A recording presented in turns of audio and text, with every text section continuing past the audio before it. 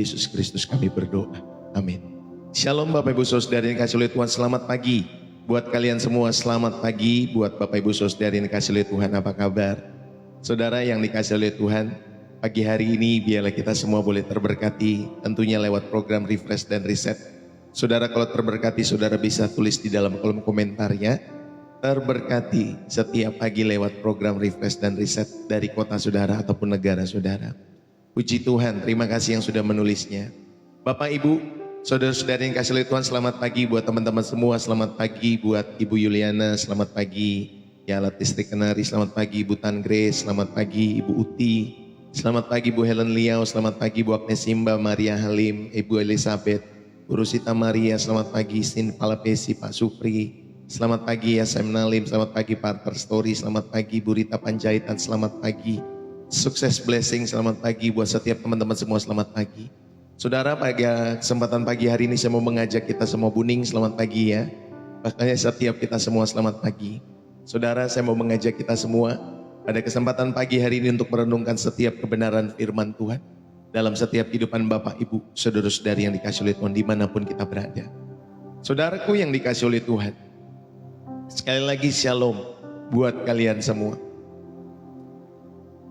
Saudara, mungkin kita pernah mengalami momen seperti yang saya akan sebutkan seperti ini. Gaji baru saja masuk, hati senang Bapak Ibu Saudari. Lalu kemudian daftar keinginan sudah menumpuk di kepala kita semua. Lalu beberapa minggu kemudian kita melihat saldo rekening dan bertanya-tanya, kemana ini perginya uang saya? Saudara, kita merasa bekerja keras, tetapi seperti berlari di tempat di dalam setiap kehidupan kita semua.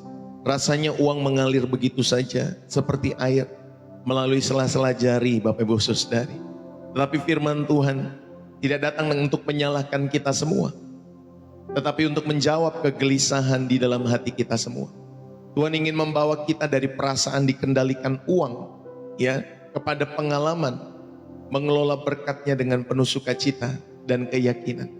Saudara, bayangkan seorang papa yang kaya raya mempercayakan anaknya mobil mewahnya kepada anaknya Bapak Ibu Saudari yang sudah mulai masuk usia pemuda saudari, yang sudah layak tentunya ya untuk membawa kendaraan.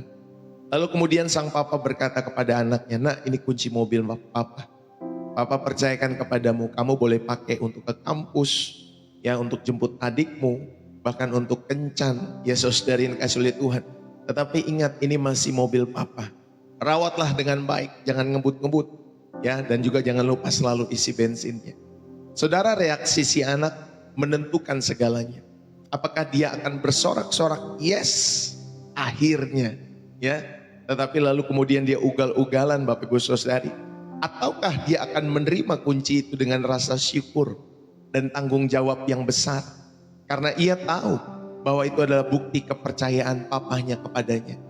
Saudara, baik dompet, baik gaji, baik kartu kredit kita, itu adalah kunci mobil yang Bapa Surgawi percayakan kepada saudara dan saya. Saudara, mari kita belajar.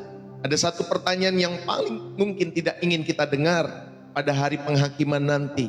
Bapak Ibu Saudara yang dikasih oleh Tuhan. Apa pertanyaan itu? Saudara yang dikasih oleh Tuhan, bukan berapa kali kau ke gereja atau sudah baca Alkitab berapa kali. Pertanyaan yang paling menegangkan justru adalah pertanyaan yang sangat sederhana dan praktis. Pertanyaan yang diambil dari kehidupan kita sehari-hari. Bapak Ibu Saudari, pertanyaannya adalah apa yang telah kau lakukan dengan setiap harta, uang yang kupercayakan padamu. Suara itu akan meminta pertanggungjawaban atas setiap apa yang kita sudah dipercayakan, baik itu gaji, baik itu bonus, baik itu omset, ya, uang pensiun kita dan lain sebagainya. Apakah hidup kita akan menjawab dengan keyakinan atau dengan penyesalan? Nah, hari ini firman Tuhan sebagai briefing ya dalam setiap kehidupan kita semua, mempersiapkan saudara dan saya untuk menjawab setiap pertanyaan-pertanyaan itu dengan penuh iman. Saudara yang dikasih oleh Tuhan, mari kita renungkan baik-baik di dalam setiap kehidupan kita semua. Di dalam Lukas pasal 16 ayat 10 sampai 11. Barang siapa setia dalam perkara-perkara kecil, ia setia juga dalam perkara-perkara besar. Jadi jikalau kamu tidak setia dalam perkara mamon atau hal mamon yang tidak jujur, siapakah yang akan mempercayakan kepadamu harta yang benar? Dan jikalau kamu tidak setia dalam harta orang lain, siapakah yang akan menyerahkan hartamu sendiri kepadamu? Bapak, Ibu, saudara-saudari yang dikasihi oleh Tuhan, pernahkah kita berpikir bahwa uang saya ini adalah milik saya yang kerja, saya yang dapat, saya juga yang habiskan? Ya, pandangan dunia mengatakan demikian. Namun sebagai orang percaya, Alkitab memberikan perspektif yang sangat berbeda. Kita ini bukan pemilik, melainkan pengelola atau steward, ya, dari segala sesuatu yang kita miliki. Tuhanlah pemilik yang mutlak atas segalanya, baik keuangan, baik talenta, baik waktu, bahkan nafas kita adalah anugerah daripada Tuhan, ya, yang sudah dipercayakannya kepada kita semua. Mari kita belajar prinsip-prinsip Alkitabiah dalam mengelola keuangan yang Tuhan percayakan kepada kita semua, agar saudara dan saya menjadi hamba-hambanya yang setia dan dapat dipercaya dengan berkat-berkat yang lebih besar, baik secara rohani maupun jasmani. Saudara, yang pertama saya mau mengajak kita semua untuk merenungkan bahwa prinsip pengakuan di dalam setiap kehidupan kita semua. Akuilah bahwa Tuhan adalah sumber segala berkat. Inilah prinsip pengakuan kehidupan orang-orang percaya. Mengakui bahwa Tuhan adalah segala sumber berkat dalam hidup saudara. Dalam Ulangan 8 ayat 18 dikatakan, tetapi haruslah engkau ingat kepada Tuhan Allahmu, sebab dialah yang memberikan kepadamu kekuatan untuk memperoleh kekayaan. Saudara, langkah pertama dalam pengelolaan keuangan yang alkitabiah adalah mengoreksi mindset kita. Mengoreksi mindset kita, bukan kekuatan dan kepintaran kita semua. Ketika saudara dan saya diberkati, bukan karena kekuatan dan kepintaran kita semata, tetapi semua oleh karena Tuhanlah yang memberikan kemampuan itu, memberikan kesehatan itu, memberikan kesempatan, memberikan hikmat untuk memperoleh penghasilan dalam setiap kehidupan saudara dan saya. Dan pengakuan ini menghindarkan kita dari kesombongan. Pengakuan ini menghindarkan saudara dan mengingatkan saudara akan tanggung jawab saudara kepada Sang Sumber di dalam setiap kehidupan kita semua. Saudaraku yang dikasihi oleh Tuhan, akuilah bahwa Tuhan adalah sumber segala berkat dalam kehidupanmu. Mulailah setiap pencapaian finansial saudara dengan ucapan syukur. Ketika saudara diberkati, sampaikan kepada Tuhan, thanks God, semua karena kemurahan Tuhan. Thanks Jesus, terima kasih ya Bapa, semua karena kebaikan-Mu. Aku bersyukur buat setiap berkat yang Kau berikan dalam setiap kehidupanku, baik dalam bisnis, baik dalam pekerjaan, rumah tangga kita semua. Saudara, sadarilah bahwa apa yang kita miliki adalah milik Tuhan. Itu dipercayakan Tuhan kepada saudara dan saya.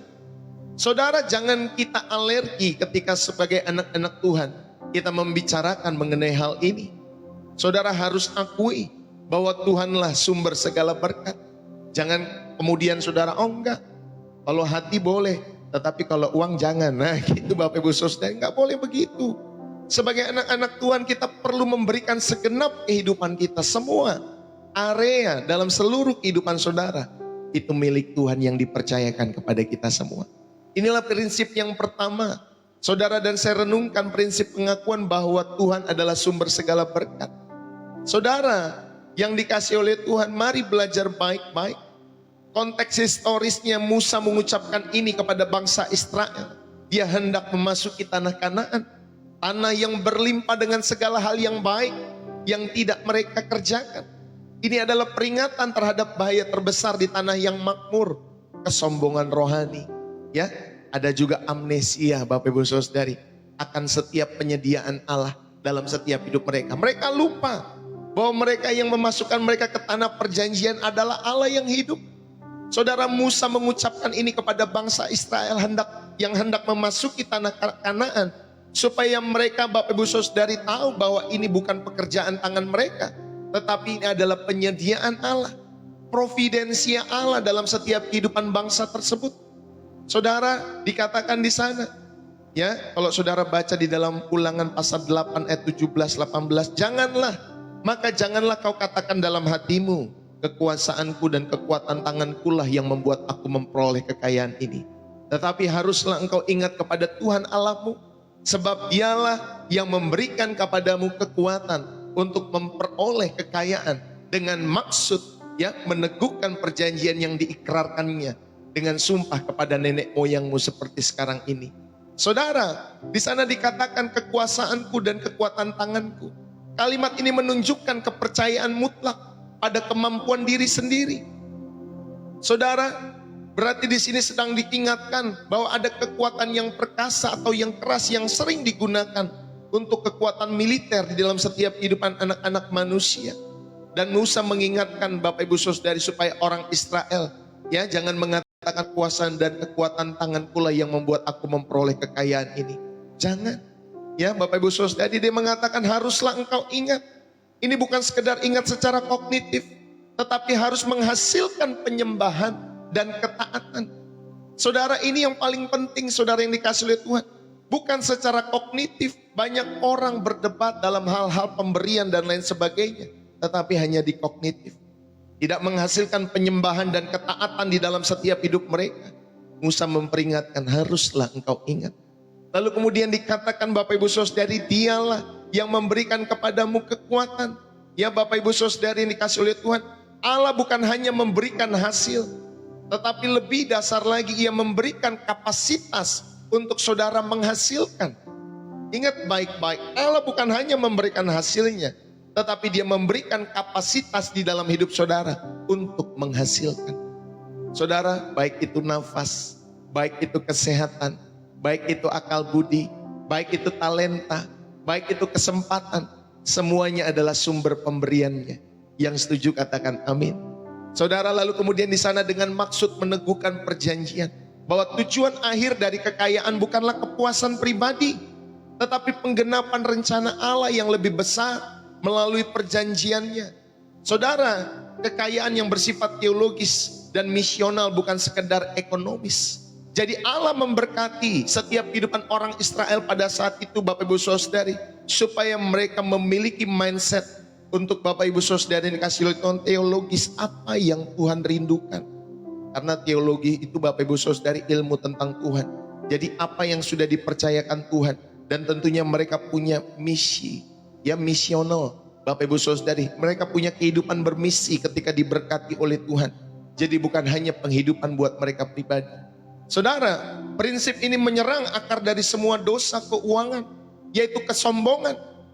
Bapak Ibu, kebenarannya adalah bahwa kedaulatan Allah itu mendahului dan mendasari segala usaha manusia. Ingat baik-baik, kita adalah rekan sekerja atau channel atau saluran dari anugerah Tuhan, bukan sumbernya. Saudara, bukan sumber dari berkat itu. Kita hanya saluran, kita hanya channel. Ya Bapak Ibu Saudari, jadi kita harus sadar semua yang kita miliki adalah grace. Semua yang saudara miliki adalah kasih karunia di dalam setiap hidup saudara dan saya. Maka Bapak Ibu Saudari, aplikasikanlah dalam hidup kita semua. Mulailah dan akhiri hari dengan mengucap syukur untuk setiap pekerjaan saudara, buat gaji saudara, buat proyek yang saudara sudah lakukan pada hari itu.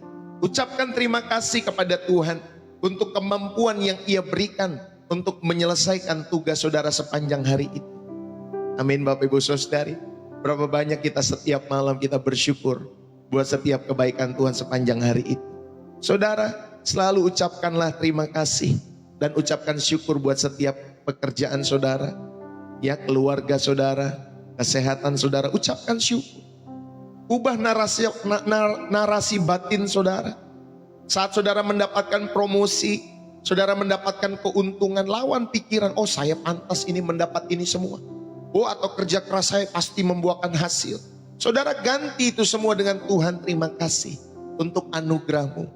Terima kasih Tuhan memampukanku untuk bekerja keras, untuk kesempatan yang Engkau berikan, terima kasih. Saudara, dalam setiap perencanaan keuangan keluarga kita, akuilah dengan sungguh-sungguh bahwa ini semua adalah milik Tuhan. Saudara dan saya hanya pengelola.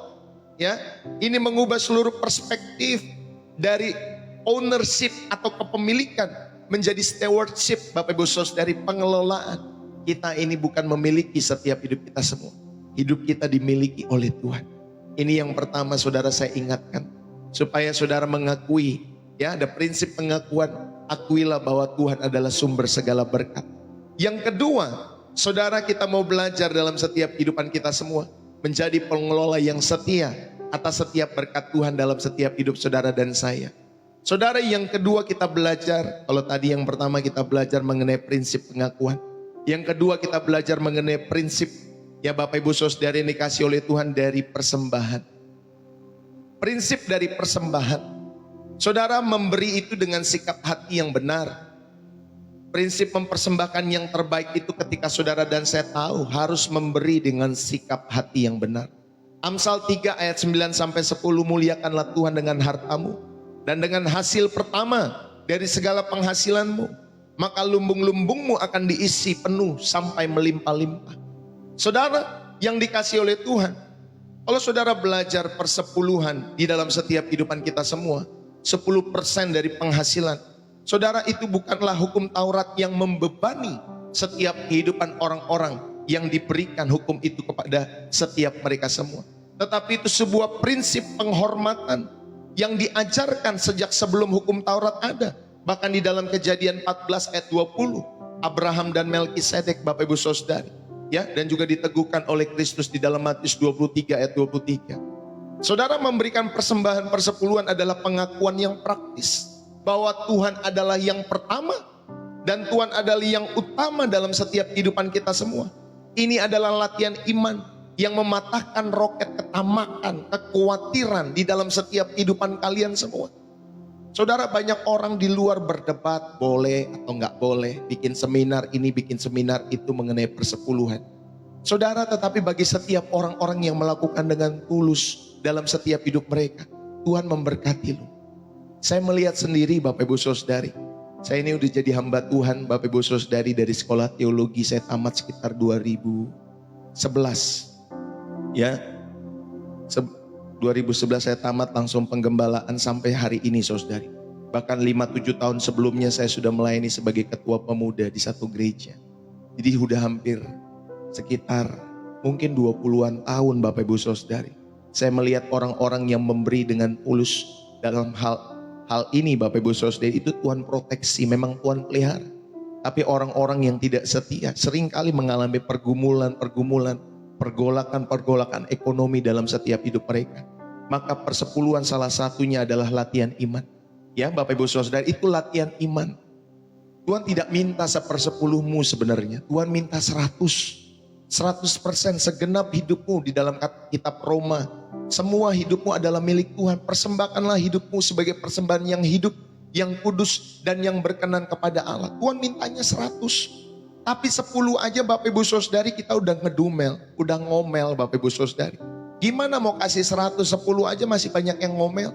Ya, masih banyak yang berdebat Bapak Ibu Saudari. Itu bukan untuk diperdebatkan. Itu untuk kita tindak lanjuti dalam setiap kehidupan iman kita semua yang diberkati oleh karena Tuhan. Oleh karena Tuhan. Saudara harus sadar yang kedua, prinsip persembahan itu memberi dengan sikap hati yang benar. Bukan karena kita takut Pak Bu, tetapi karena kita mengasihi Tuhan. Itu wujud syukur kita kepada Tuhan dalam setiap kehidupan saudara. Maka prioritaskanlah untuk mempersembahkan persepuluhan dan persembahan lainnya sebagai syukur, ya, sebagai kehidupan saudara yang punya misi seperti tadi orang Israel. Ya Bapak Ibu Saudari yang harusnya punya misi, hidupnya menjadi berkat buat banyak orang. Saat pertama kali kita menerima penghasilan, saudara ingat bukan dari sisa-sisa yang ada, tapi sisihkan, kembalikan milik Tuhan. Lakukanlah dengan sukacita, bukan karena terpaksa. Lakukan dengan sukacita. Ini prinsip yang kedua yang saudara diajar lewat channel Pastor Deso. Ya Bapak Ibu Saudari, ya, bahwa prinsip persembahan itu memberi dengan sikap hati yang benar dalam setiap kehidupan saudara dan saya. Bapak Ibu, di sana dikatakan janji lu, ya, kalau saudara baca di dalam Amsal 3 ayat 9 sampai 10, muliakanlah Tuhan dengan hartamu dan dengan hasil pertama dari segala penghasilanmu, maka lumbung-lumbungmu akan diisi melimpah-limpah, ya, dan seterusnya. Saudara, inilah janji berkat, lumbung yang penuh. Itu bukan formula ajaib, ya Bapak Ibu Saudari, tetapi prinsip ilahi. Ingat baik-baik. Ketika saudara dan saya menempatkan Allah sebagai yang pertama, kita mengizinkan Dia mengatur dan memberkati sisa 90% yang kita kelola dalam kehidupan kita semua. Saudara, ini adalah prinsip divine multiplication. Pelipat gandaan ilahi atau divine management, pengelolaan ilahi atas apa yang Tuhan percayakan dalam hidup saudara dan saya. Bapak Ibu, persembahan, persepuluhan, dan persembahan lainnya itu adalah aksi iman. Ya, aksi iman yang konkret itu adalah pengakuan bahwa 100% adalah milik Tuhan dalam setiap hidup saudara dan saya. Dan kita ini dari 10% itu kita mengembalikan. Ya, dari 100% kita kembalikan 10%. Baru mengembalikan, Pak. Ini simbol penyerahan, ya, bahwa setiap kehidupan kita semua seluruhnya milik Tuhan. Ini adalah ujian untuk melihat apakah kita mempercayai pemilik atau berpegang pada ciptaannya. Ya, Bapak Ibu Saudari, kita memberi dalam setiap kehidupan kita semua itu adalah terapi untuk menyembuhkan setiap hati dari yang tamak, dari yang cinta akan uang. Saudara nggak usah pusingin ketika saudara memberi. Kalau memang Roh Kudus sudah menuntun saudara memberi gereja, memberi ke pekerjaan Tuhan, memberi buat orang tua, memberi buat orang-orang yang mau saudara sekolahkan dan lain sebagainya. Kalau Roh Kudus sudah tuntun dalam setiap hidup saudara, saudara nggak usah pusingin pengelolaan mereka. Ya, Bapak Ibu Saudari, biarlah mereka mengelola seperti apa yang standar daripada SOP daripada gereja mereka. Tetapi tugas kita sebagai jemaat-jemaat sampai di kantong persembahan kita memberi dengan hati yang sukacita. Ya sudah, Bapak Ibu Saudari, mungkin ada juga yang berkata, oh enggak, prinsip keterbukaan dong dan lain sebagainya. Kamu mau ngapain terbuka, Pak Bu? Kita bukan perusahaan publik, Bapak Ibu Saudari. Ya, gereja berusaha untuk terbuka, tapi tetap saja dalam keterbukaan mereka, saudari, bagi mereka yang terbuka di audit dan lain sebagainya, tetap saja gembala punya wewenang untuk memakai itu semua sesuai dengan maksud dan tujuan pelayanan yang dipercayakan Tuhan. Jadi lebih enaknya sebenarnya sebagai jemaat kita memberi, lalu kemudian ketika sudah sampai di kantong persembahan, sudah beri dengan sukacita. Masalah pengelolaan seperti apa saudara percayakan kepada Allah. Ya, Bapak Ibu Saudari, nggak usah masuk ke ranah pengelolaannya gimana, harus seperti apa, harus seperti apa. Nanti saudara jadi riwa sendiri. Ya, walaupun gereja sudah, saya pernah lihat beberapa gereja besar yang menampilkan semua persembahan semuanya saudara yang dikasih oleh Tuhan. Buat apa ditampilkan? Ya, apa memang umat memerlukan itu semua? Saya rasa nggak memerlukan, Pak Bu, hal-hal itu semua. Mereka hanya rindu untuk bertumbuh, mengenal Yesus dalam setiap kehidupan iman mereka. Kalau mereka terberkati, ya puji Tuhan, mereka akan memberi. Kalau mereka tidak terberkati, ya sudah, mereka juga tidak akan memberi, Bapak Ibu Saudari. Tetapi bagi kita sebagai umat Tuhan, memberi itu adalah terapi untuk menyembuhkan hati dari cinta uang. Itu terapi kita semua. Saudara yang dikasih oleh Tuhan, apalagi banyak perdebatan di medsos. Ya, Bapak Ibu Saudari, boleh atau tidak memberikan persepuluhan. Yuk, pusing banget, yuk sudah jadi pelaku belum? Ya, Bapak Ibu Saudari, apalagi kalau ada orang-orang baru lalu kemudian mengatakan, ya Bapak Ibu Saudari, ingat ya, saya sudah melayani udah hampir 20-an tahun, Pak. Ya, Bapak Ibu Saudari. Jadi saya mau mengajak kita semua dalam setiap kehidupan saudara dan saya, jangan masuk atau jangan menikmati ranah perdebatan itu. Kalau saudara terberkati, lakukan. Kalau saudara tidak terberkati, jangan pakai konsep persepuluhan dalam kehidupanmu. Pakai konsep persatuan, pertigaan, perlimaan, pertujuan, perberapaan, terserah saudara. Ya, pakai. Yang penting setiap bulan saudara sisihkan itu untuk pekerjaan Tuhan. Baik ke ladang misi, baik ke gereja, baik ke orang-orang yang memerlukan. Sisihkan itu, Pak Bu. Karena ya saya tekankan, karena Bapak Ibu Saudari, prinsip yang paling esensi dari persepuluhan adalah kemurahan hati. Satu suku itu, Lewi itu tidak mendapatkan bagian. 11 suku mendapatkan bagian.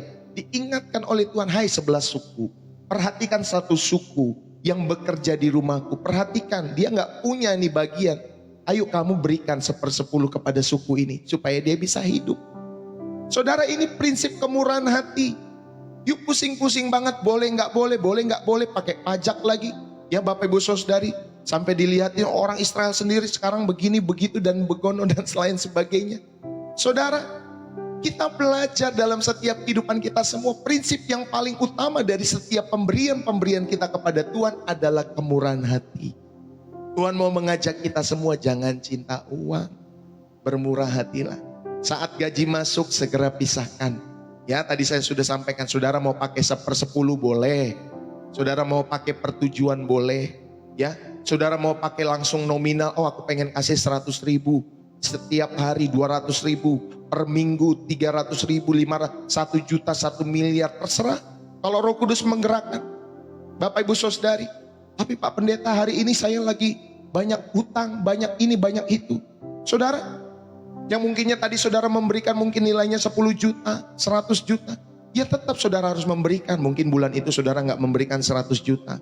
Mungkin saudara memberikan 1 juta. Karena saudara lagi trouble. Tapi bukan berarti saudara tidak memberikan. Ya Bapak Ibu Saudari belajar. Segera sisihkan, pisahkan persepuluhan itu. Dan persembahan lainnya sebelum membayar tagihan. Sebelum saudara membelanjakan. Ya Bapak Ibu Saudari yang dikasih oleh Tuhan. Jadi itu yang pertama kali harus saudara ingat. Ya Bapak Ibu Saudari yang dikasih oleh Tuhan. Ini prinsip budgeting yang baik tentunya buat kita semua. Yang kedua Bapak Ibu Saudari, berikanlah dengan teratur. Setiap kali mendapatkan penghasilan, bukan hanya ketika merasa diberkati dalam setiap hidup saudara pada bulan-bulan tertentu, atau saudara sedang tergerak, tapi berlatihlah dalam imanmu, disiplinkan imanmu. Ini bukan hanya perasaan. Bapak Ibu Saudari ini kasih oleh Tuhan, maka berikanlah dengan teratur. Yang pertama tadi saudara diingatkan, segera pisahkan ketika saudara mendapatkan. Yang kedua saudara berikan dengan teratur. Ya Bapak Ibu Saudari, mau saudara berikan setiap hari, setiap minggu, setiap bulan, saudara berikan secara teratur. Yang ketiga saudara-saudari yang dikasih oleh Tuhan, sebelum memberi, saudara periksa motivasi saudara. Apakah saudara memberi dengan sukacita? Atau saudara dengan terpaksa dalam setiap hidup saudara? Ya berdoa meminta sama Tuhan. Supaya saudara Tuhan memberikan hati yang gembira, hati yang sukacita. Ya hati yang tulus dalam memberi. Bukan karena saudara takut belalang pelahap. Ya Bapak Ibu Saudari ini dikasih oleh Tuhan. Jadi saudara jangan memberi untuk memanipulasi Tuhan. Agar saudara dapat lebih banyak lagi. Saya memberikan 100 juta supaya saya dapatkan 30, 60, 100 kali lipat. Gak ada konsep begitu Bapak Ibu Saudari. Keliru konsep seperti itu. Ya 30, 60, 100 kali lipat itu bukan uang yang ditabur. Tetapi benih firman Tuhan yang ditabur. Ya Bapak Ibu Saudari. Kalau uangmu saudara memberikan buat Tuhan, gak ada konsep 30, 60, 100 kali lipat Tuhan akan memberkati saudara. Ya Bapak Ibu Saudari, jangan berjudi dengan Tuhan. Saudara memberi supaya dapat lebih banyak. Tidak Pak Bu. Saudara memberi karena saudara takut belalang pelahap. Tidak juga. Ya Bapak Ibu Saudari, kita memberi, cek motivasi kita semua. Paulus mengajarkan biarlah pemberian-pemberianmu itu dengan sukarela.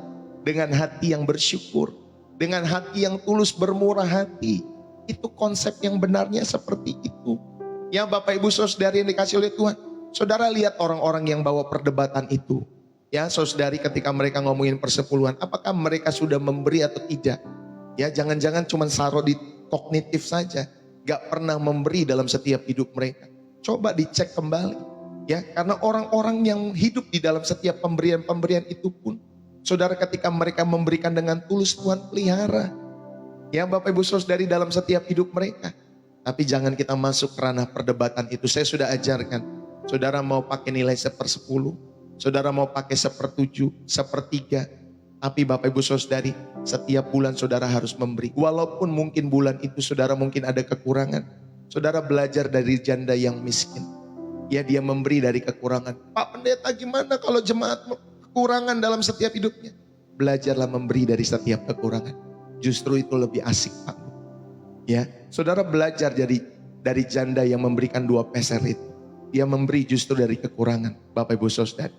Ya nanti kita belajar, pelan-pelan kita belajar. Ya Bapak Ibu Saudari yang kasih Tuhan. Tetapi ini yang kedua, saudara berilah dengan sikap hati yang benar. Dan saudara diajak dalam setiap kehidupan saudara dan saya. Nah saya mau sedikit saudari beralih dalam setiap kehidupan kita semua dalam pembelajaran ini tentang persepuluhan. Saudara harus sadar dalam setiap kehidupan saudara, baik dalam persepuluhan. Kita belajar akar sejarah dan prinsip ya dalam setiap kehidupan saudara. Dalam Kejadian 14 ayat 18 sampai 20, saudara ayat-ayat ini mencatat perjumpaan antara Abraham dengan Melkisedek, ya Raja Salem, dan juga tentunya Imam Allah yang Maha Tinggi.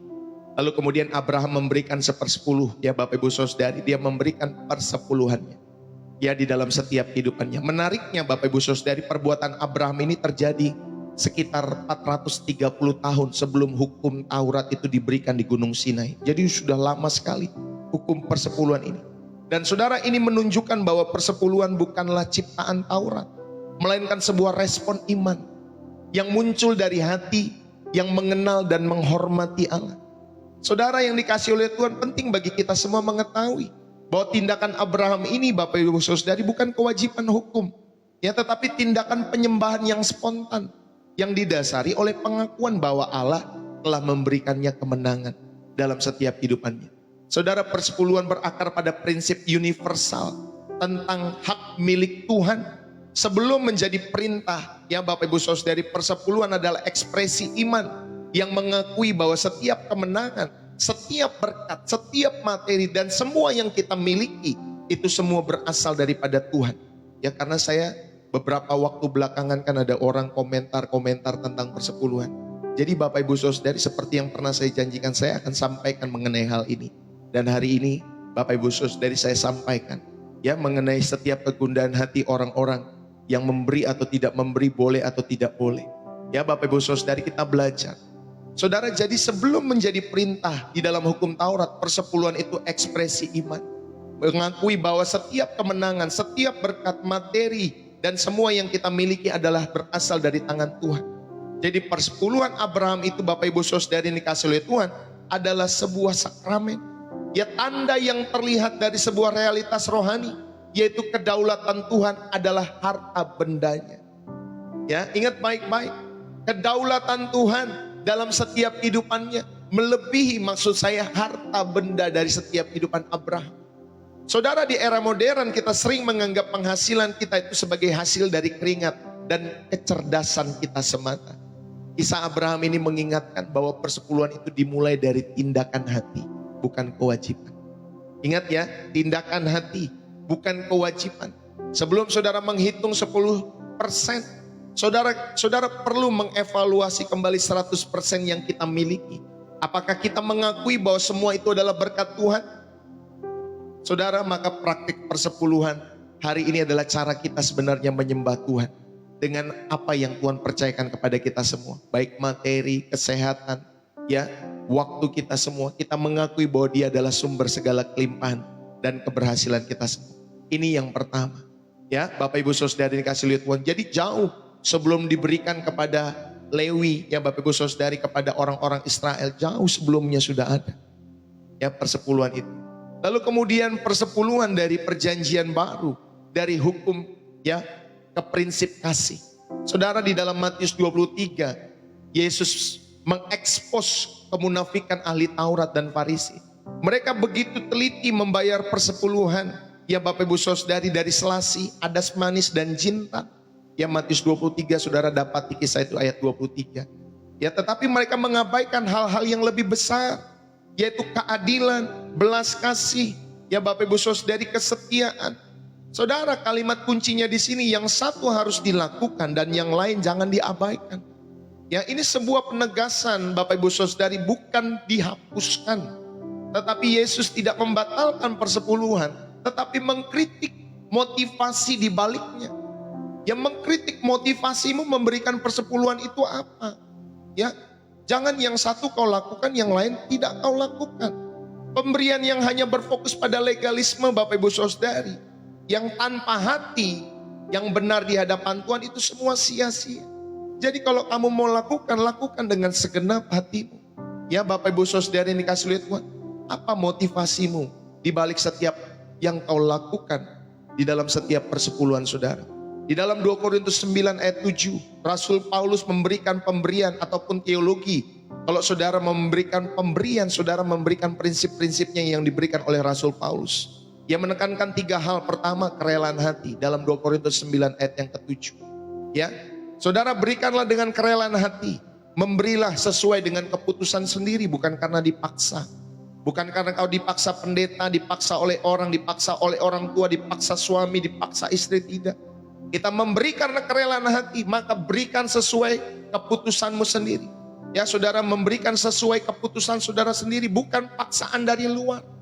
Gak ada orang-orang yang bisa memaksa saudara. Tuhan saja tidak bisa memaksa saudara, apalagi pendeta. Ya, jadi berilah dengan kerelaan hati. Yang kedua, Bapak Ibu Saudara, dari prinsip kedua ketika kita memberi, saudara tanpa sedih, tanpa paksaan. Ya, karena pemberian itu harus bebas dari perasaan tertekan atau terpaksa. Jadi kalau saudara ada perasaan tertekan, terpaksa, nggak usah. Simpel ya. Kalau saudara lihat ada persembahan dijalankan di gereja, ada kantong persembahan, terus pikiran saudara tidak rela, saudara ada perasaan tertekan, mau keluarin yang merah jadi takut, Bapak Ibu Saudari ada perasaan terpaksa, mendingan gak usah memberi. Karena prinsip yang kedua saudari, ketika kita memberi harus tanpa sedih, ya Bapak Ibu Saudari, tanpa paksaan, ya dalam setiap hidup saudara. Yang ketiga, ketika saudara memberi, saudari dikasih oleh Tuhan, berilah dengan sukacita. Ya, saudara, kata sukacita ini dikatakan hilaron. Kata ini adalah akar dari hilarius. Dalam bahasa Inggris yang berarti sangat gembira. Jadi ketika saudara memberi, saudara kita sangat gembira. Karena kita tahu itu wujud syukur. Allah mengasihi orang-orang yang memberi dengan hati yang riang gembira. Amin. Jadi ketika saudara memberi, berilah dengan sukacita. Kalau saudara sedih hati, terpaksa, gak ada kerelaan, mendingan gak usah memberi. Ya saudara, pusing-pusing banget Bapak Ibu Saudara yang dikasih oleh Tuhan. Kalau saya percaya apa yang kita beri itu akan kembali kepada kita semua. Ya Bapak Ibu Saudari, dengan berbagai jenis kebaikan-kebaikan yang lain yang Tuhan akan terus berikan dalam hidup kita semua. Jadi Bapak Ibu Saudari, semakin hari pelayanan itu semakin tulus ya seperti itu. Ya nggak usah ngomongin uang terus, tetapi kali ini saya membicarakan hal ini. Jadi mau tidak mau saya sentuh area ini. Paulus tidak secara eksplisit menyebutkan persepuluhan di sini memang. Tapi karena fokusnya beralih dari persentase menjadi prinsip pemberian.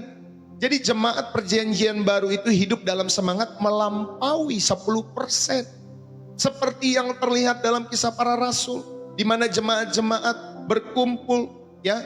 Terus kemudian Bapak Ibu Saudari mereka makan roti bersama-sama. Menjual harta mereka untuk menolong sesama yang membutuhkan.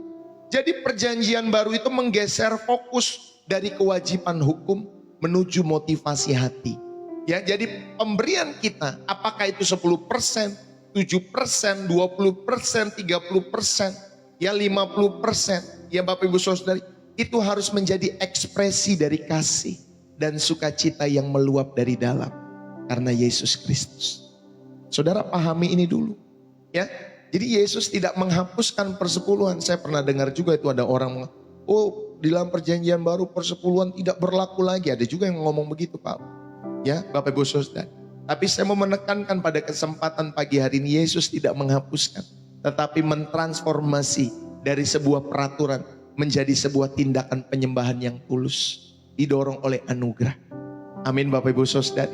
Nah bagi kita hari ini saudari yang berdebat tentang apakah persepuluhan masih wajib. Ya, apakah Bapak Ibu Saudara tidak adakah perdebatan yang salah dalam setiap hidup saudara?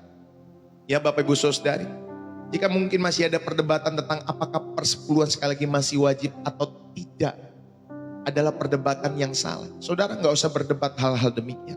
Karena pertanyaan yang benar Bapak Ibu Saudari, apakah saya memberi dengan sukacita karena saya mengasihi Tuhan? Jadi jika kita memberi hanya karena kita merasa wajib 10% itu, kita telah jatuh dalam jebakan legalisme Farisi. Sebaliknya ketika kita mengerti anugerah dari Yesus Kristus, saudara justru kita seharusnya terdorong untuk memberi dengan murah hati. Entah itu 10%, pertujuan, per 12%, per 50%, atau bahkan lebih. Itu sebagai respon atas segala yang telah Ia berikan kepada kita. Saudara, maka praktik persepuluhan menjadi sebuah disiplin rohani yang melatih kita, melatih hati saudara untuk menjadi murah hati dan bersukacita. You gak akan mungkin bisa memberikan 100% kalau gak mulai dari 10%.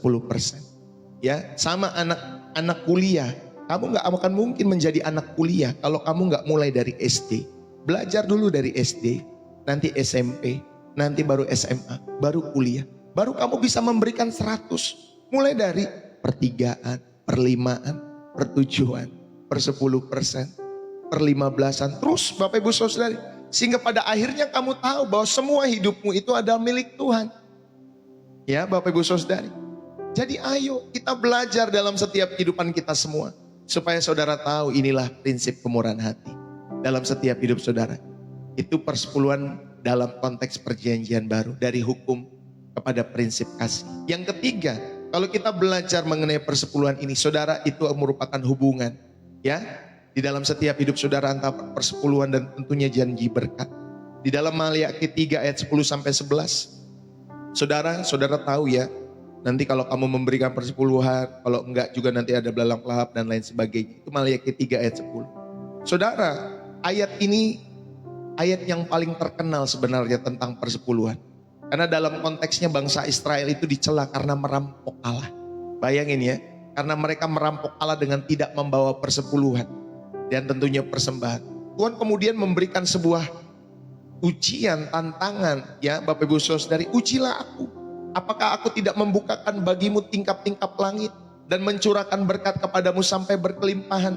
Ya saudari, tingkap-tingkap langit. Ini gambaran puitis sebenarnya, yang sering digunakan dalam perjanjian lama untuk menggambarkan bahwa curahan berkat atau hukuman yang luar biasa itu dari Tuhan. Di sini artinya Bapak Ibu Saudari, berkat yang tidak terduga, yang melebihi akal sehat manusia, Tuhan akan berikan kepada setiap kita semua. Ya, sehingga Bapak Ibu Saudari, belalang pelahap yang simbol kehancuran dari panen itu, ya Tuhan berjanji untuk menghalaunya, yang berarti Ia akan melindungi sumber penghasilan mereka. Saudara, perlu diperhatikan di sini bukan sebuah transaksi, ya. Kalau saya melakukan ini, saya mendapatkan itu. Kalau saya melakukan itu, saya mendapatkan ini. Ini bukan transaksi, ya Bapak Ibu Saudara, tetapi melainkan tes ketaatan, ya, yang diberikan Tuhan kepada bangsa ini, ya, atau bangsa Israel. Nah, ini adalah satu-satunya tempat di Alkitab di mana Tuhan secara eksplisit mengundang manusia untuk menguji. Dan ini menunjukkan betapa seriusnya Tuhan dalam hal ketaatan finansial sebenarnya.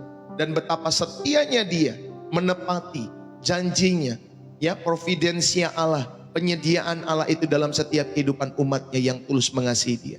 Saudara, Maliaki mengajarkan bahwa persepuluhan bukan hanya tentang memberikan, tetapi juga tentang mempercayai. Jadi kalau saudara dan saya, ya, ketika diajar mengenai persepuluhan, bukan hanya saudara memberikan, tetapi saudara juga diajar untuk mempercayai bahwa janji berkat tidak dimaksudkan untuk mengubah persepuluhan menjadi ritual magis, Bapak Ibu Saudari, ya, supaya saudara mendapatkan kekayaan. Jadi alat pertukaran kita memberikan 1/10, lalu kemudian kita mendapatkan nanti 60-100 kali lipat. Bukan, Bapak Ibu Saudari. Kalau saudara seperti itu, mendingan saudara ke gunung saja, ya. Saudara membawa duit, saudara membawa uang, nanti di gunung itu saudara dapat pertukaran seperti itu, ya Bapak Ibu Saudari. Tetapi di dalam Tuhan, saudara, itu bukan seperti ritual magis itu seperti itu, ya Bapak Ibu Saudari, atau magic dalam setiap kehidupan kita semua, ritual magic. Nah, sebaliknya itu adalah sebuah jaminan ilahi bahwa Tuhan akan setia memenuhi kebutuhan saudara. Dia akan setia memenuhi setiap kehidupan saudara dan saya. Berkat yang dijanjikan tidak hanya bersifat materi, tetapi juga mencakup perlindungan Tuhan, ya, pemeliharaan Tuhan, pencurahan anugerahnya dalam setiap kehidupan saudara dan saya, kebaikan-kebaikannya yang selalu menyertai setiap hidup saudara dan saya. Jadi dalam kehidupan modern yang penuh dengan ketidakpastian finansial ini, janji Maliaki ini, Bapak Ibu Saudara, menjadi ujian iman kita semua. Ketika saudara memberikan persepuluhan, kita membuat sebuah pernyataan iman yang berani. Saya percaya bahwa Tuhan akan memenuhi kebutuhan saya lebih daripada uang yang saya berikan. Saudara, ini merupakan tindakan iman yang melawan logika dunia, yang mengajarkan bahwa lebih banyak uang berarti lebih banyak keamanan, ya.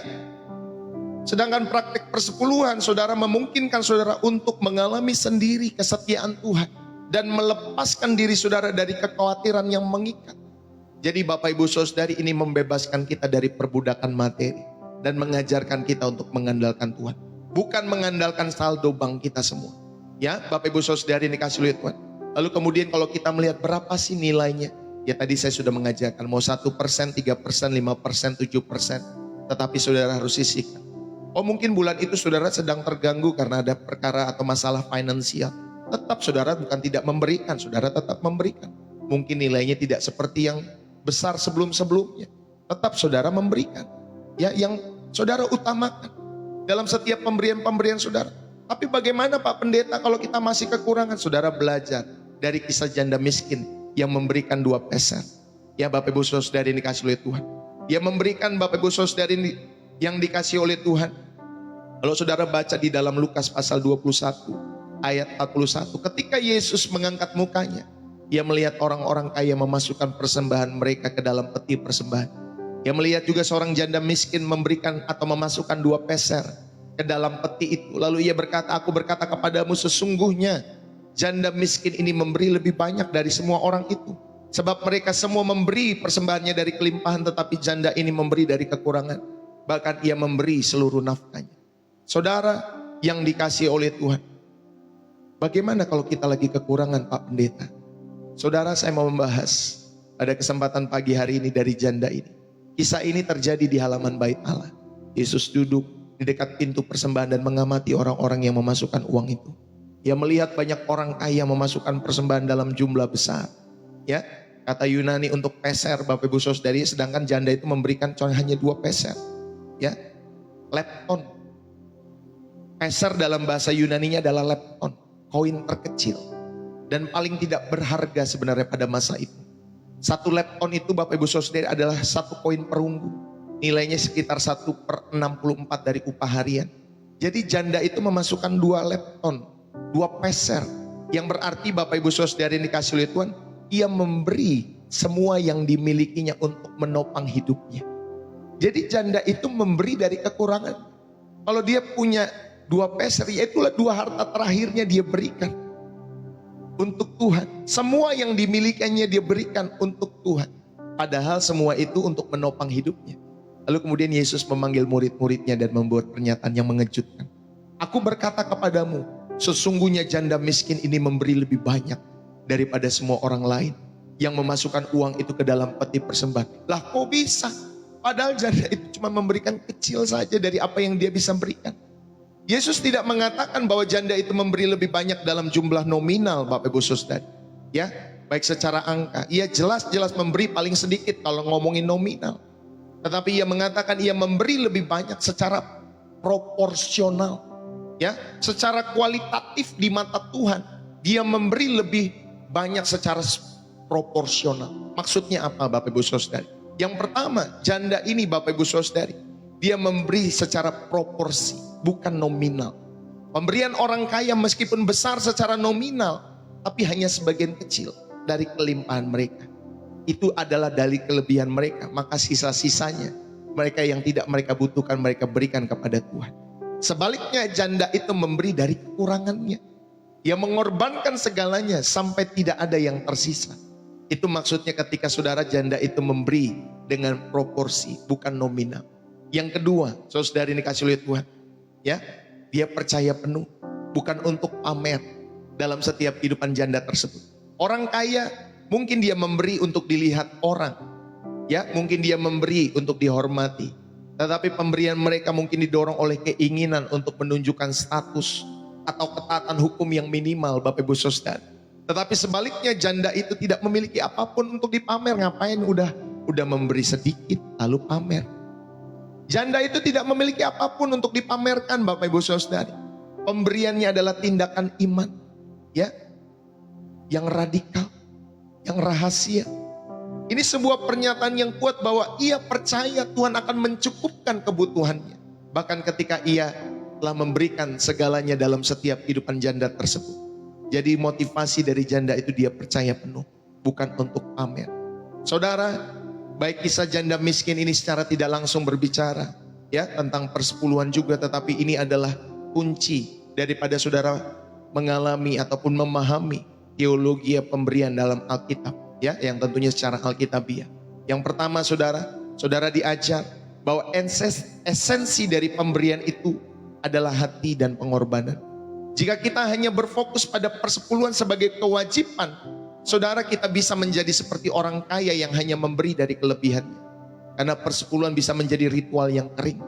Ya Bapak Ibu Saudari, sebuah cek yang dibayarkan dari gaji kita tanpa makna spiritual dalam setiap hidup saudara. Tetapi kisah janda yang miskin ini mengingatkan kita bahwa yang terpenting bagi Tuhan bukanlah nominalnya, melainkan proporsi dari apa yang kita miliki dan hati yang rela berkorban buat Tuhan. Ini yang pertama. Esensi dari pemberian adalah hati dan pengorbanan. Yang kedua, Bapak Ibu Saudari, esensi daripada pemberian kita semua adalah melebihi persentase. Janda itu memberi 100%, jauh dari persepuluhan, jauh dari angka 10% yang sering kita bahas, yang sering diperdebatkan orang. Dia memberikan, Bapak Ibu Saudari, 100%. Dia memberikan teladan yang radikal tentang kemurahan hati yang total. Ini bukan berarti setiap kita harus menjual segala sesuatu dan menjadi miskin. Tidak, Bu. Tetapi sebaliknya ini berarti kita harus melihat harta benda kita itu seperti janda itu. Semua yang kita miliki adalah milik Tuhan. Dan kita siap untuk memberi kembali apapun yang Ia minta. Bahkan jika itu berarti mengorbankan yang signifikan dalam setiap kehidupan saudara dan saya. Kita rela. Semua hidup kita milik Tuhan. Bahkan kita berkorban nyawa, kita rela. Saudara, maka berilah melebihi persentase. Ya, Bapak Ibu Saudari, sama seperti janda ini yang memberi 100, lebih di angka 1/10. Kau berdebat tentang persepuluhan. Saudara, janda ini tidak memperdebatkan, dia beri 100. Ya, Bapak Ibu Saudari ini kasih oleh Tuhan, ayo. Jadi saudara jangan perdebatkan, belajar saja dari janda yang miskin. Gak perlu Bapak Ibu Saudari kita perdebatkan dalam setiap hidup kita semua. Saudara diberkati oleh Tuhan, saudara tahu memang Tuhan yang memberkati, maka berilah kembali kepada Tuhan. Karena itu milik Tuhan dalam setiap hidup kita semua. Yang ketiga, kita belajar ujian iman dan prioritas. Kisah ini menantang kita untuk bertanya, apakah persepuluhan saya adalah pengorbanan atau hanya sisa? Ya, karena persepuluhan yang sejati, Bapak Ibu Saudari, baik itu pemberian-pemberian kita semua, itu seperti pemberian janda itu. Itu adalah ujian dari prioritas kita semua. Pak Pendeta, saya nggak bisa memberi pada kesempatan hari ini, maaf ya, bulan ini nggak bisa memberi karena mesti ini, mesti itu, mesti itu. Saudara, saya tanya balik sama saudara, apa yang menjadi prioritas saudara? Ya, kalau saudara tahu, oke, bulan ini kamu nggak bisa memberi dengan nilai sekian, tetap saudara tetap harus memberi. Mungkin bukan dengan nilai itu, mungkin dengan nilai nominal yang di sini, atau mungkin yang di sini. Tetap saudara harus belajar memberi, karena prioritas kita semua adalah Tuhan. Ya, bukan, oh Pak Pendeta saya perlu investasi di sini, investasi di situ dan lain sebagainya. Bukan Pak, Bu, prioritas pertama kita adalah Tuhan. Maka persepuluhan yang sejati sama seperti pemberian janda itu adalah ujian dari prioritas kita semua. Apakah Tuhan sungguh-sungguh yang menjadi utama dalam hidup saudara? Bahkan di atas keamanan finansial kita sendiri. Saudara, ayo, saat ini saya mau mengajak kita semua. Saat kita menaruh persembahan, apapun namanya, persepuluhan, kolekte, ya persembahan syukur, persembahan kasih, apapun nama persembahan itu. Saudara tanya kepada diri saudara sendiri, apakah ini adalah pemberian yang mencerminkan kepercayaan saudara kepada Tuhan? Atau Bapak Ibu Saudari, pemberian ini apakah sukarela dan penuh sukacita? Atau sekedar kewajiban saja? Ya, evaluasi kembali hatimu. Yang kedua, lihatlah proporsinya, bukan nominalnya. Ya mungkin bagi seseorang memberikan 1/10 adalah pengorbanan yang sangat besar, ya ada juga. Tapi bagi yang lain mungkin 1/10 adalah jumlah kecil, bahkan gak terasa Bapak Ibu Saudari. Ya iyalah, dia punya gaji 100 juta, dia memberikan 10 juta, itu nilainya kecil Pak Bu. Ya, gak terasa. Ya Bapak Ibu Saudari. Tapi tantangannya adalah bagaimana saudara memberi dengan proporsi hati yang benar. Siap untuk memberi lebih daripada sekedar sisa-sisa. Ingat ya, Bapak Ibu Saudari, jadi proporsi di sini penting sekali. Bukannya nominal kita semua. Ya, ada orang yang memberikan 50.000, tetapi Bapak Ibu Saudari dia tahu jumlah rekening saldonya tinggal 100.000, itu bisa diberikan 50% loh. Ya, Bapak Ibu Saudari. Mungkin bagi orang yang punya miliaran persembahan 50.000 itu kecil, tapi bagi Tuhan itu nggak kecil Pak Bu. Karena dia memberikan dari proporsi, ya bukan dari nominal, tapi benar-benar dia memberikan dari 50%. Yang benar-benar dia miliki dalam setiap hidupnya. Yang ketiga, saudari ini kasih oleh Tuhan, saudara diajar untuk fokus kepada keintiman dengan Tuhan. Jadi kisah janda ini mengalihkan fokus dari aturan persepuluhan. Seberapa banyak yang saudara harus berikan, bukan itu. Saudara itu dialihkan ke hubungan dengan Tuhan. Mengapa saya harus memberi? Karena ia memberi karena ia memiliki hubungan yang intim. Saudara memberi karena saudara memiliki hubungan yang dekat dengan Tuhan. Memiliki hubungan yang intim. Saudara dan ketika saudara dan saya memiliki hubungan yang intim dengan Tuhan, saudara itu akan melahirkan kepercayaan penuh kepada Bapa di surga yang akan memelihara setiap hidup saudara dan saya. Jadi pada akhirnya janda miskin itu memberi kita pelajaran yang paling berharga. Dalam pandangan Tuhan, kekayaan sejati bukanlah Bapak Ibu Saudari nominal, tetapi kekayaan hati. Dan pemberian yang paling berharga adalah pemberian yang datang dari iman yang tulus, iman yang penuh kasih tanpa batas, dan iman yang rela untuk berkorban. Walaupun saudara pun juga hidup di dalam kekurangan. Belajarlah Bapak Ibu Saudari. Jadi cerita ini atau kisah ini teguran lembut bagi kita semua yang cenderung menghitung-hitung dan pamer dalam setiap kehidupan kita semua. Wah, kita hitung-hitung, ada yang pelit. Kalau di gereja gitu, kalau di gereja Bapak Ibu Saudari ada yang pelit ya dalam setiap hidup mereka. Kalau buka dompet yang diambil yang paling kecil nominalnya. Ya Bapak Ibu Saudari, kalau perlu sama seperti yang di parkiran. Ya, ngasih buat Tuhan seperti itu Bapak Ibu Saudari. Maka wajarlah ketika Tuhan memberkati dalam setiap kehidupan orang itu dengan berkat yang terbatas juga. Ya Bapak Ibu Saudara, ada yang kalau memberi itu hitung-hitungan dulu. Tapi juga ada yang memberi banyak tetapi pamer. Ya Bapak Ibu Saudara, dia yang memberi banyak. Lalu kemudian kalau misalkan gereja itu menampilkan persembahan setiap bulannya di layar monitornya Bapak Ibu Saudara. Kalau nggak ada nama dia, nanti dia tanya sama Pak Pendeta, Pak Pendeta, kok nama saya nggak ada di situ ya Pak Pendeta? Kok nama saya nggak ada tuh nama saya itu yang sudah memberikan persembahan yang besar itu?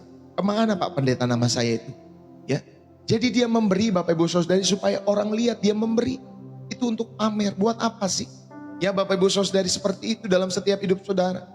Jadi jangan seperti itu ya, saya mengingatkan. Itu sekilas saya mengingatkan tentang persepuluhan. Ya kembali lagi pada prinsip pengelolaan keuangan yang alkitabiah. Saudara, yang terakhir saya mau membahas ya di dalam prinsip pengelolaan keuangan yang alkitabiah. Saudara, ada prinsip perencanaan. Tadi yang kedua, saudara diingatkan ada prinsip persembahan. Ya, jadi saya mengulas tadi tentang persepuluhan. Yang ketiga, saudara, ada prinsip perencanaan. Rencanakanlah pengeluaran saudara dengan hikmat. Ya Bapak Ibu Saudari, karena di dalam Lukas pasal 14 ayat 28 dikatakan, sebab siapakah di antara kamu yang kalau mau mendirikan sebuah menara tidak duduk dahulu membuat anggaran biayanya. Apakah ada yang cukup? Ya, apakah yang ada cukup untuk menyelesaikan pekerjaan itu? Supaya jikalau ia sudah meletakkan dasarnya dan tidak menyelesaikan, jangan semua orang yang melihatnya mengejek dia sambil berkata, orang itu mulai mendirikan tetapi tidak dapat menyelesaikan. Saudara yang dikasihi oleh Tuhan, jadi kita diingatkan di dalam setiap kehidupan kita semua. Yang ketiga, prinsip perencanaan, merencanakan pengeluaran dengan hikmat. Saudara, bahkan di dalam Amsal 27 juga dikatakan, kenalah baik-baik keadaan kambing dombamu, perhatikanlah kawanan ternakmu, karena kekayaan tidak tetap untuk selama-lamanya. Di dalam Lukas 14 tadi yang kita baca juga sama ya, perumpamaan tentang orang yang hendak mendirikan menara terlebih dahulu, disuruh hitung anggarannya. Saudara, Tuhan mengajarkan kita untuk menjadi bijak, bukan sembrono, membuat anggaran, membuat budgeting. Ya, Bapak Ibu Saudari, itu bentuk tanggung jawab kita sebagai pengelola. Ya, saudara. Jadi kalau saudara sedang membuat budgeting, saudara sedang membuat anggaran, itu tanggung jawab saudara sebagai anak-anak Allah yang dipercayakan sebagai pengelola. Gak boleh saudara dapatin sekian lalu kemudian saudara gak punya budgeting. Kita merencanakan pengeluaran kita untuk kebutuhan, iya. Untuk tabungan, iya. Untuk catatan-catatan sederhana atau investasi saudara, iya. Sehingga saudara dapat mengendalikan uang, bukan dikendalikan oleh uang. Jadi saudara tahu, untuk membantu orang tua, untuk membantu orang yang kesusahan, untuk menyekolahkan anak, ada beberapa anak yang perlu aku sekolahkan, untuk mendukung panti asuhan, untuk mendukung si ini, untuk memberkati pekerjaan Tuhan di gereja, untuk memberkati pelayanan pekerjaan Tuhan di penginjilan. Ya Bapak Ibu Saudari yang dikasih oleh Tuhan. Jadi kita perlu merencanakan sehingga kita dapat mengendalikan uang, bukan dikendalikan oleh uang. Jadi buatlah catatan-catatan sederhana, pemasukan, pengeluaran, alokasikan untuk dana-dana ya Bapak Ibu Saudari yang memiliki kategori-kategori penting. Ya kebutuhan pokok, ya tabungan, persembahan, ya gunakan uang itu dengan rencana. Ya Bapak Ibu Saudari. Bukan berdasarkan emosi atau gerakan impuls yang ketika saudara didorong, ada ini nih, apa namanya? Ada diskon besar-besaran, 17-17 misalkan, atau 11-11 gitu Bapak Ibu Saudari. Ya, Wah ada diskon nih. Wah harganya jadi turun 50%. Akhirnya saudara, karena ada gerakan emosi saudara nonton iklan seperti itu, saudara langsung tungguin tengah malam. Lalu kemudian saudara cepat-cepatan sama orang supaya dapetin harga murah. Padahal tidak masuk budgeting saudara. Padahal saudara-saudari ini kasih oleh Tuhan semua sudah saudara alokasikan. Tapi karena saudara melakukan hal itu, akhirnya lama-kelamaan keuangan saudara jadi ambruk. Saudara tidak bisa bayar cicilan ini, cicilan itu, cicilan itu. Karena semuanya serba dicicil. Bapak Ibu Saudari ini kasih oleh Tuhan. Jadi gunakan prinsip perencanaan dalam setiap kehidupan saudara dan saya. Ya, rencanakan pengeluaran dengan hikmat. Yesus mengucapkan ini dalam konteks komitmen untuk mengikuti Dia. Ya, ketika saudara membaca Lukas 14 ayat 28 sampai 30. Ya, Yesus mengucapkan hal ini untuk Bapak Ibu Saudara supaya saudara memiliki komitmen mengikuti Dia. Ini adalah perumpamaan tentang menghitung kos, menghitung ongkosnya dulu. Saudara, ini sangat relevan untuk keuangan kita semua. Menjadi murid Kristus berarti menjadi murid yang bijaksana dalam segala hal, termasuk mengelola sumber daya yang ada dalam setiap hidup saudara. Jadi sebelum saudara melakukan itu, ya saudara dapat sesuatu, dapat berkat Tuhan setiap bulan, setiap minggu. Duduk dahulu, buat anggarannya. Ya hitung anggaran biayanya Bapak Ibu Saudari ini dikasih oleh Tuhan. Jadi tujuannya Bapak Ibu Saudari, apakah ada yang masih cukup untuk kalau nanti setiap bulan sampai nggak sampai akhir bulan lagi? Sampai nggak? Ya, jadi saudara diajak untuk merencanakan. Karena tujuan perencanaan adalah penyelesaian, bukan sekedar memulai. Ya, kok kita punya rumah 100 juta? Oh pokoknya bangun aja Pak. Ya tiba-tiba kita bangun, ternyata budgetnya 250 juta. Ya ini nggak direncanakan Pak Bu. Jadi saudara harus rencanakan baik-baik. Apakah ada yang cukup untuk menyelesaikannya? Karena tujuan perencanaan sekali lagi adalah penyelesaian, bukan sekedar memulai. Baik dalam hal keuangan, tujuannya adalah kemandirian finansial. Ya Bapak Ibu Saudara yang dikasih oleh Tuhan, tentunya kemampuan juga untuk memberi dan juga bebas dari hutang yang membelenggu. Itulah tujuan perencanaan dalam keuangan. Saudara punya kemandirian finansial, saudara nggak berharap sama orang tua lagi, berharap sama orang-orang kaya lagi Bapak Ibu Saudari. Yang kedua, saudara punya kemampuan untuk memberi dalam setiap hidup saudara. Ada orang yang membutuhkan, saudara beri, ya. Bukan harapan nanti dia bisa ganti. Ya kalau memang nanti dia bisa ganti, puji Tuhan. Kalau nggak bisa ganti, saudara rela-rela saja, ya. Jadi saya pun juga demikian. Kalau ada orang yang meminta pinjaman Bapak Ibu Saudari, lalu kemudian kita berdoa, terus kemudian saya sampaikan, nih kami kasih sekian, ya kami sudah siap untuk rela uang itu hilang Bapak Ibu Saudari. Artinya uang itu tidak dikembalikan. Ya Bapak Ibu Saudari, kalau dia bisa kembalikan, puji Tuhan, berarti dia bertanggung jawab. Kalau dia tidak bisa kembalikan, ya sudah, kita merelakan. Ya karena kita percaya berkat kita pun dari Tuhan. Karena Roh Kudus sudah menuntun kita ke arah situ. Ya Bapak Ibu Saudari. Lalu kemudian, kalau saudara dan saya memiliki keuangan tapi tidak merencanakan Bapak Ibu Saudari, maka konsekuensi tanpa perencanaan kita akan diejek. Kita akan diejek Bapak Ibu Saudari. Karena tanpa rencana kita akan menjadi bahan tertawaan. Ya, dan hidup dalam krisis yang dapat dihindari sebenarnya. Ini merusak kesaksian kita sebagai anak-anak Allah yang harusnya memiliki hikmat dalam mengelola itu semua. Maka rencanakanlah setiap keuangan saudara, budgeting saudara. Itu bukan karena kita kurang iman Pak Bu, tapi itu merupakan ekspresi iman yang bertanggung jawab. Karena iman kita bukanlah tentang penebangan atau penerbangan yang buta.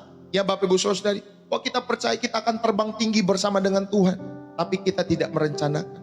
Saudara, justru dalam perencanaan keuangan budgeting kita semua, saudara dan saya diajak untuk mengekspresikan iman yang bertanggung jawab. Ya, iman kita adalah percaya bahwa Tuhan memberikan hikmat untuk merencanakan dan akan memenuhi setiap rencana yang telah kita kerjakan, dan kita serahkan semua kepada Tuhan. Saudara, ini adalah panggilan ketaatan. Ini adalah panggilan ketaatan pada setiap kehidupan kita semua. Supaya saudara bukan dikendalikan oleh keadaan, tapi benar-benar yang mengendalikan saudara adalah Tuhan yang sanggup menguasai keadaan-keadaan itu. Saudara, ayo suami istri secara rutin duduk sama-sama. Ya Bapak Ibu Saudari, untuk membuat anggaran bulanan. Doakan setiap kategori-kategori yang penting. Baik tabungan saudara, hutang yang perlu dilunasi. Ya ada kebutuhan-kebutuhan, ada keinginan persembahan dan lain sebagainya. Ya, duduk bersama-sama sehati.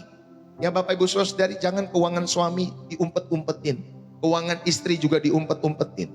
Sama-sama duduk, doakan. Ya Bapak Ibu Saudari. Yang kedua Bapak Ibu Saudari, terapkan prinsip setiap rupiah itu punya tugas. Ya, pendapatan kita dikurangi pengeluaran itu termasuk tabungan ya, termasuk persembahan. Harus sama. Saudari yang dikasih oleh Tuhan nanti nilainya sama dengan 0. Jangan minus 1, minus 7, minus 10. Ya Bapak Ibu Saudari. Jadi kita memastikan tidak ada uang yang bocor tanpa tujuan. Jadi setiap rupiah yang kita miliki itu semua punya tujuan. Punya tugas kemana dia harus kemana dia harus ditugaskan sama sang pemilik, yaitu saudara.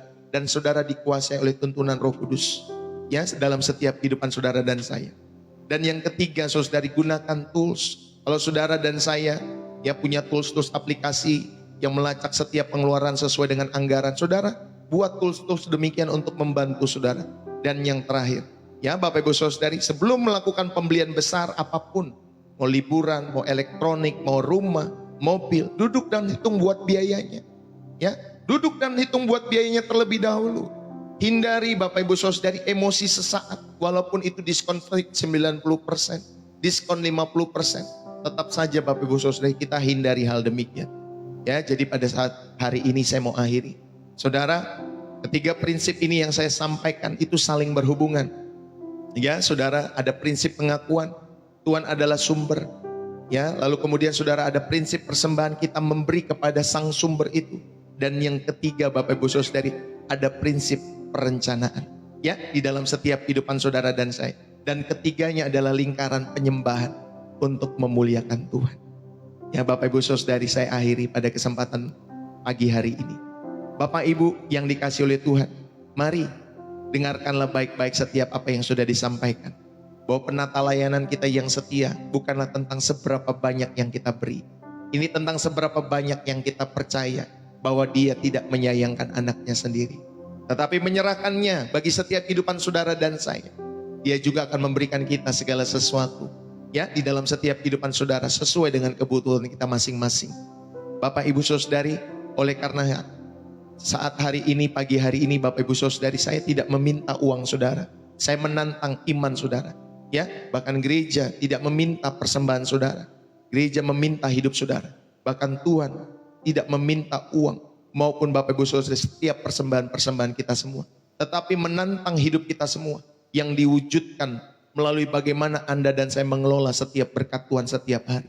Saudara, berikanlah hidupmu bukan sebagai satu kewajiban, tetapi sebagai respon atas kasih, atas setianya yang tidak terbatas. Biarlah saudara, setiap cek yang kita tulis dalam setiap kehidupan kita, setiap transferan yang kita lakukan, dan setiap keputusan finansial apapun, Bapak Ibu Saudari, itu menjadi suatu ibadah yang berkata, Yesus, Engkaulah Tuhanku, dan aku percaya Engkau yang memegang masa depanku. Biarlah firman ini boleh menjadi berkat dalam setiap kehidupan kita semua, sehingga saudara dapat mengetahui dan melakukan ya setiap prinsip pengelolaan keuangan yang alkitabiah dalam setiap kehidupan saudara dan saya, sehingga saudara tidak terjebak dalam perdebatan boleh atau tidak boleh, memberi atau tidak memberi, ya persepuluhan dan lain sebagainya. Ya Bapak Ibu Saudari, mari kita berdoa. Bapak, terima kasih pada kesempatan pagi hari ini kami boleh diingatkan kembali bagaimana Engkau mengingatkan kami Tuhan bahwa Engkaulah pemilik segala sesuatu. Langit dan bumi serta segala isinya adalah milik Tuhan, dan kami hanyalah pengelola. Kami hanyalah penata layanan dari kekayaan-Mu yang Kau percayakan kepada kami. Dan pada pagi hari ini ya Tuhan, kami menundukkan hati kami. Kami menundukkan setiap kehendak kami di hadapan Tuhan. Ampunilah kami. Biarlah Tuhan Yesus untuk segala hal yang kami lakukan. Tuhan ampuni setiap keserakahan, ketakutan kami, ketidakpercayaan kami. Tuhan ampuni kami semua, khususnya dalam penggunaan keuangan kami. Ya Roh Kudus, gerakkanlah hati kami. Tanamkanlah di hati kami semua.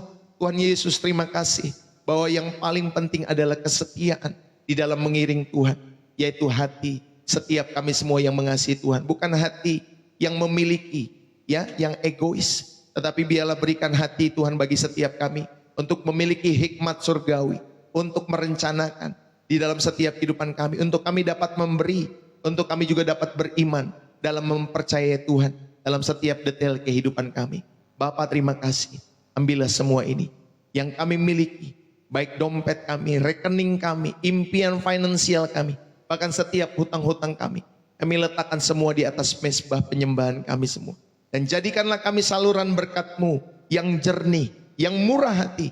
Sehingga kami semua melalui kehidupan finansial kami, Tuhan itu mengubahkan dunia. Dan dunia dapat melihat kemurahan hati Tuhan lewat setiap kehidupan kami semua. Kami serahkan seluruh hidup kami, baik roh, jiwa, dan tubuh kami kepada pemilik kehidupan kami. Biarlah ini semua boleh menjadi ibadah kami yang sejati.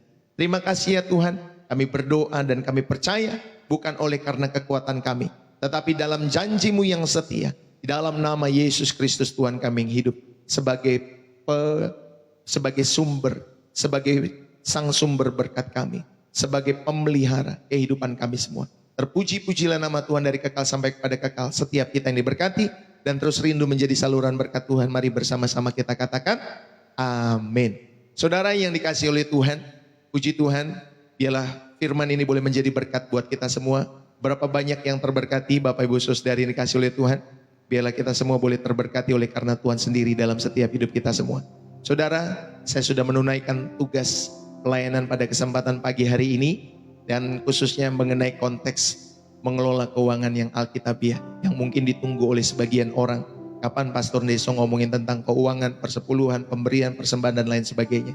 Saudara, saya sudah menunaikan setiap permintaan yang sudah mungkin dibuat ataupun sudah disampaikan oleh saudara melalui pesan-pesan yang disampaikan. Terima kasih ya, yang sudah selalu mengingatkan. Dan hari ini saya sudah menunaikan. Dan tinggal saudara dan saya menjadi pelaku-pelaku firman Tuhan dalam setiap kehidupan saudara. Terima kasih sekali lagi saudara yang terberkati. Jangan lupa tulis di dalam kolom komentar, bersih jiwa menyegarkan dari kota saudara. Puji Tuhan. Saudara, ayo kita hadirkan Tuhan selalu dalam setiap hidup kita semua. Kita terus belajar melakukan firman Tuhan dalam setiap kehidupan saudara. Bapak Ibu Saudara-saudari, terima kasih sudah tap-tap layar. Terima kasih sudah share. Terima kasih Bapak Ibu Saudara yang dikasih oleh Tuhan sudah memberikan gift-nya bagi pelayanan pekerjaan Tuhan lewat gift yang ada di TikTok. Thank you buat kalian semua. Terima kasih juga sudah follow Pastor Deso di TikTok maupun sudah follow saya, subscribe saya di YouTube.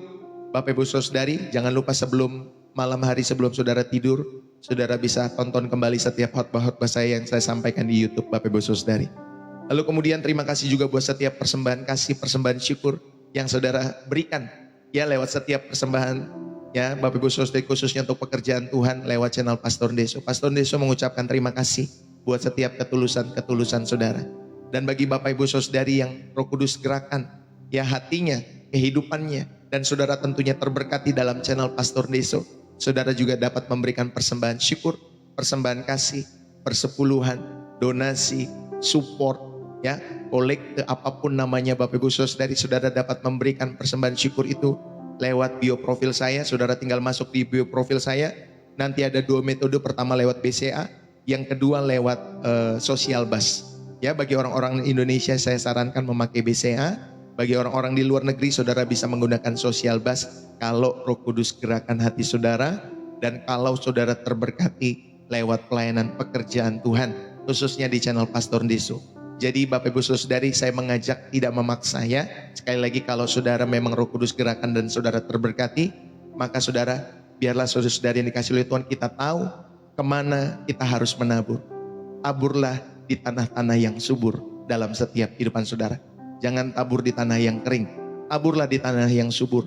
Maka di tanah yang subur itu Tuhan akan yang terus memberkati setiap taburan-taburan saudara menjadi berkat kemuliaan bagi nama Tuhan. Amin ya. Jadi sekali lagi ya, setiap hari saudara akan diberikan pemahaman-pemahaman kebenaran-kebenaran firman Tuhan yang bukan hanya sekedar saudara jadi pintar secara kognitif dalam setiap hidup saudara, tetapi saudara terlebih lagi saudara rindu untuk menjadi pelaku firman Tuhan dalam setiap hidup saudara. Itu yang paling sulit itu ya Bapak Ibu Saudari, menjadi pelaku dari setiap kebenaran-kebenaran yang kita pahami maupun yang kita katakan ya.